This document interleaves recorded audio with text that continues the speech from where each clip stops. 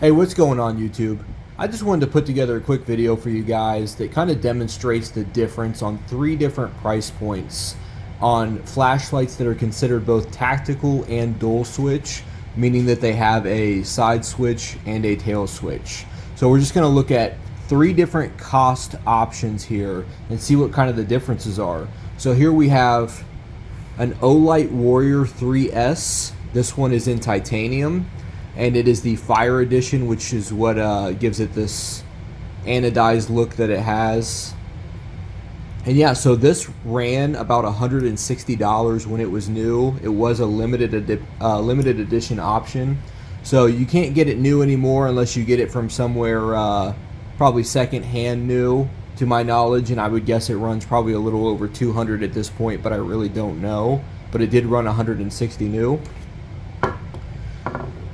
And here we have the Thrunite BSS V5. And so this runs $76 new. So whereas this was the more expensive option, this is kind of a mid-range tactical dual switch light. And we have the Sofirn SP35T, which I actually just got this.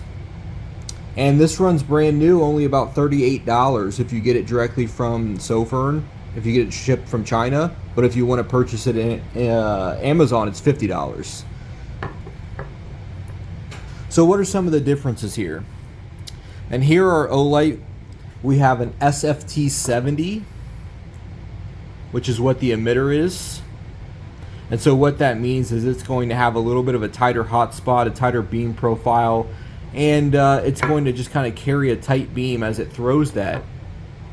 In the Thrunite, we have an SST70, somewhat similar. I would say it's a little bit more neutral. It has a little bit more flood. It doesn't have as tight of a hotspot. And then in this Sofirn SP35T, it just recently got upgraded to an XHP50B. That one's a little bit hard to say.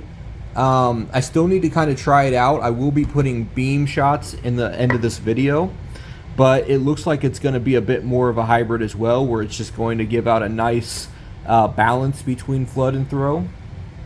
So in these two lights right here, these both take 21700 batteries, so they're a little bit bigger batteries, whereas this takes an 18650 battery. So you'll see they're a little bit different in size. They're still pretty close, but this has a little bit bigger pill on it because it's got a bigger battery. And also, you can get an aluminum version of this, which is what these are. These are aluminum. You can get this in aluminum still, brand new, for around $120, and they're still on the market. It just won't have this color wave on it. But yeah, if you just want a regular aluminum one, it'll still be the higher cost option between these three, but it'll actually put out a little bit better performance than the titanium, and it's available. So 120 bucks. This battery is proprietary on the Olight, meaning if it goes bad, you're going to have to contact Olight and get a replacement battery. Whereas this one, universal 18650, universal 21700. So it's also got that going for it. And this also takes a a proprietary charger. So it's going to take a charger that clips onto the back here of the E-switch, and that'll be how it charges. Whereas these ones, you just charge the batteries, charge the lights. No big deal. So the user interface between these, it's pretty interesting. So like I said, these are all dual switch tactical lights. And the reason I'm even doing this comparison is dual switch tactical lights are my favorite kind of lights. So the UI makes I'd say the most important aspect for me. I need the user interface to be good, to be easy to work with, and to actually make it a tactical light. So for this one, you have a full click in the back to hit turbo mode, and that's really important to me because if you're going to have something that's considered a tactical light, and when I say tactical, what I mean is this a light that law enforcement is going to want to carry? Is this a light that military is going to want to carry?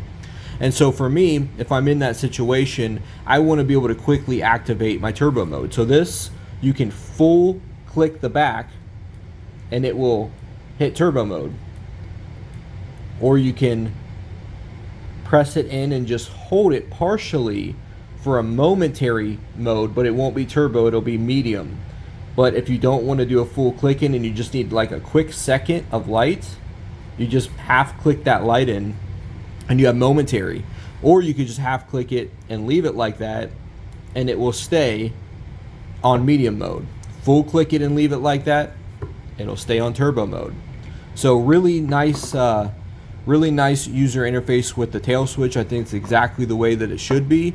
And then your standard operation is going to be on with the side button, and it's going to be off with the side button. And when it's on, you just hold it down, and you can switch between your light modes there, low, high, medium. Or from off, you can hold down to go into its moonlight mode, which is its very dim mode. And you'll see on the buttons right here what's going on here. Let me get a little closer. That is your light output mode, your brightness level. It turns off after a second. And this is your battery indicator. So this is telling me, if I can get the camera to focus, that the light is on the lowest mode and the battery indicator is showing full battery. So really nice that it has that, to be able to see both of those options. Whereas the user interface for this, pretty much just as simple, but even simpler. You've got two things going on here. You've got a full click for turbo mode, or you've got where you can just press it in a little bit and just have light for a second, momentary mode. But that's turbo no matter what. So if you touch this tail switch, it's turbo. It's just, do you want it to stay on or do you only want it on for a second? And all the other basic operations run from the side switch, and just the same, you hold it down and it switches between modes. Or from off, you can go into moonlight mode. And similar to this, you've got a battery indicator on the side, which just tells you it's either blue or red. Blue is going to be it's above, I want to say 20% battery, so anywhere from 20 to 100. Red's under 20, and then you might get a flashing red when it's about to die. But yeah, so really basic operation, and I think that's exactly what you want if you're going to be in a military or law enforcement type situation. And then with this, the Sofirn SP35T, I actually really love this user interface. So you have momentary just like the others, except similar to the Olight. If you do momentary mode, it's going to do medium. If you do a full click, it's going to go to medium and stay on. So why is that decent? Well, there's another option. If you want turbo, half click, full click, and it goes into turbo mode and stays there. So you have the option to still get straight to turbo from the tail switch. If it's going to be a tactical light, in my opinion, you have to be able to get to turbo mode quickly and easily from the tail switch. You shouldn't have to go in and mess with any side buttons and then do it. You should just be able to go straight to it. And you can do that from here, and you can also go to medium mode. So it's very similar to the Olight. And then for all other basic operations, what you do is you use that tail switch because it starts off in medium mode, and you use it to get in, and then you change the levels with the side.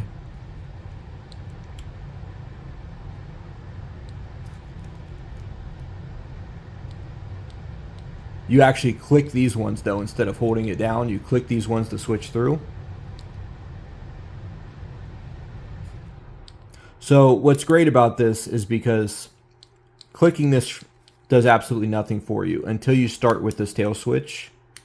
So that means there's no need for a lockout mode. These two lights have a lockout mode available that you can go into.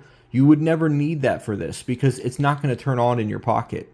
You would have to click a big button in order to get this on. But again, still, just because that's your on and off button, you could still get the turbo from it if need be, quickly and easily. So this is a great user interface. All three of these are. I actually really love all three of these user interfaces. So what's kind of unique about these? Well, obviously with this one, it's got titanium, but outside of that, if you're looking at the aluminum version, it's still, no matter what, they just put a great finish on these lights. I love small bezels on lights. And here's why. It's because I want them for drop.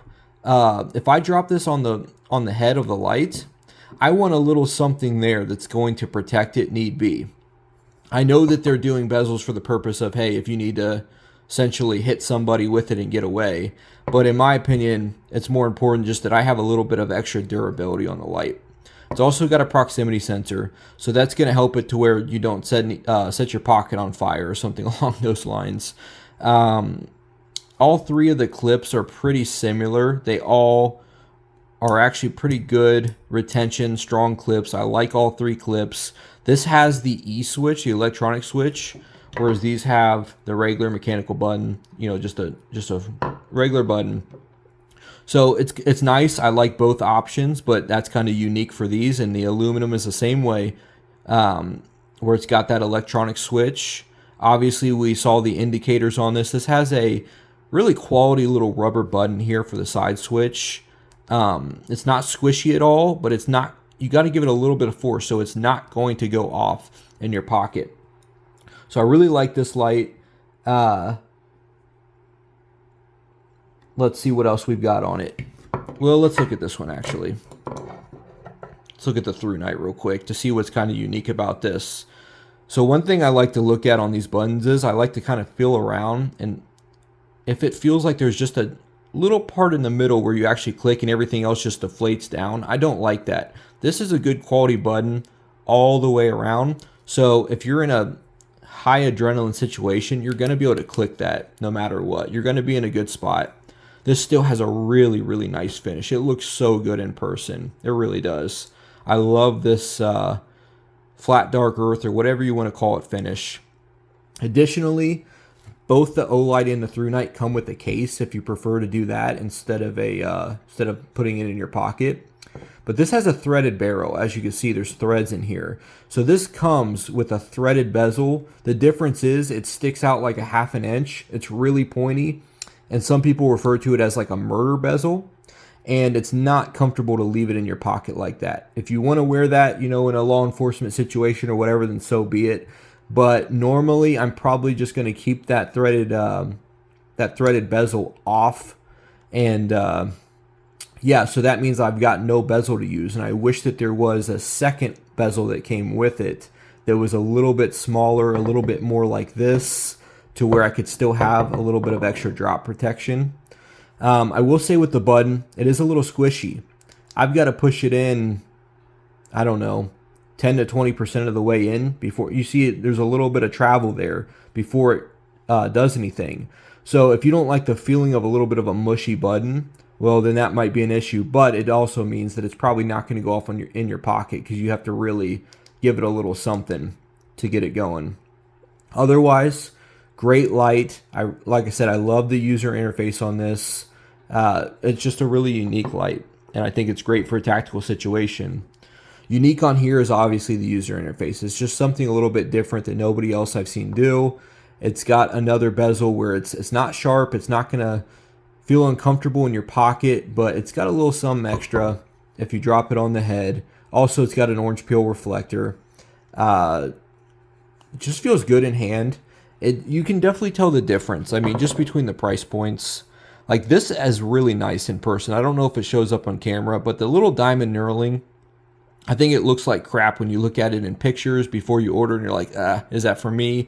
It looks actually really nice. It looks like a quality light in person, but it's definitely different when you get one of these in your hand and you're just like, wow, look at the difference of the Thrunite. It's such a nice finish. This is still good. It's great for $38, but there's definitely a difference in the finish on the light and the price points. And then obviously with this one, for me, it just goes to a whole nother level. The finish is so nice. It not only looks good, it just feels good in hand, and it just feels well made. But yeah, still for the price point, I think it's got a really nice finish that does the job.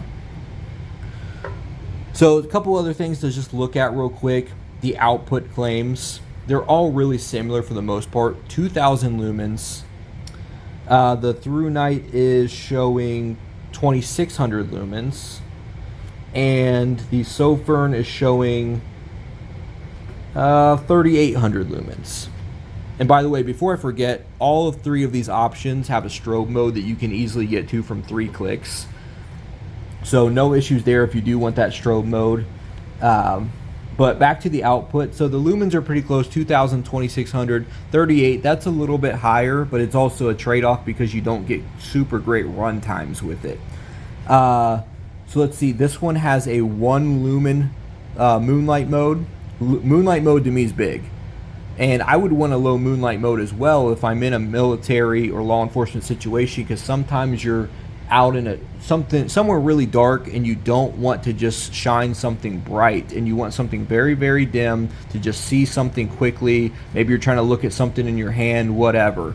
But you just want something really dim if you have that option. So this is 1 lumen. I don't think that is low enough, but it works. And that's supposed to last, if you leave it on 1 lumen moonlight mode, it'll last like that for 55 days. The Thrunite offers a sub 1 lumen. So I think that comes in somewhere around 0.2 or 0.3 lumens, which is great. That's what I want out of a moonlight mode. And that's going to last you 50 days. So it does last you a little bit less, but you're also getting a smaller battery, which has something to do with that. And then with the Sofirn, we're looking at a 5 lumen moonlight mode. That, in my opinion, is a low mode. That is not a moonlight mode, but it's the lowest that it comes with, and that'll last you 9 days. This one, the Olight, let's see, it's showing around 4 hours on high mode that it'll last. The Thrunite is about 2 hours on high mode, and then I think it steps down to either medium or low for another couple hours. So a difference in the battery again. So you're getting better run times out of this. And then the Sofirn is showing a 2 hour high mode. So that's what I'm saying. You are getting a little bit more output, but I don't think you're going to notice it that much compared to the battery drain on them. So, or the output drain on them. So either way, they have their pros and cons kind of there. They all put out around similar throw, 260 meter claim. Let's see, the Thrunite is 250 meter claim, and the Sofirn is 280 meter claim. So you're going to get really similar distances out of it, of how far you can actually throw the light. And then size-wise, without batteries, we're looking at 5 ounces on the Olight, and then with battery, you're looking at a little over 7 ounces. So that's a heavy light right there. I've still carried it in my pocket fine. It feels okay, but it is a little heavy. The Thrunite, we're looking at 3 ounces without battery, and a little over 4 with a battery. And then the Sofirn, also 3 ounces without battery, but you're looking at over 5 ounces with the battery, because that takes a bigger battery. So just a little comparison here between a budget-friendly, mid-range, and a higher-priced dual switch tactical lights. I think all 3 of these are great. All 3 of these put out good quality output light. They do everything well, and the biggest thing is that the user interface allows them to all actually be tactical dual switch lights. So that's what we want out of them, and so I don't think you can go wrong either way. I will comment really quickly just on the actual tint of the light. From what I could tell, the Sofirn has the prettiest output, I guess you could call it. It's just got a nice white output, whereas the Thrunite, and this is going to come down to the binning on your emitter. Some of the emitters are going to come out better than others. The one that I got, though, it's pretty green. So this is a more neutral white than the Olight. The Olight is very cool. It has a little bit of green in the Olight, but otherwise it's a very cool white. Whereas this is a more neutral. I think this is around 5,000 to 5,500 K, somewhere around there in Candela or Kelvins, excuse me. But then the Sofirn, I think, is the best looking of the 3 as far as just the actual color of the light that you're putting out. Okay, so here's the Sofirn.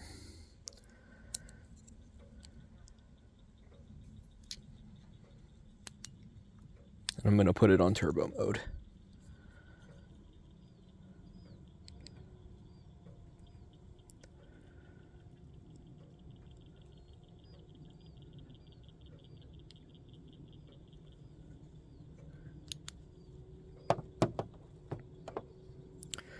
And now the Thrunite. directly on the turbo.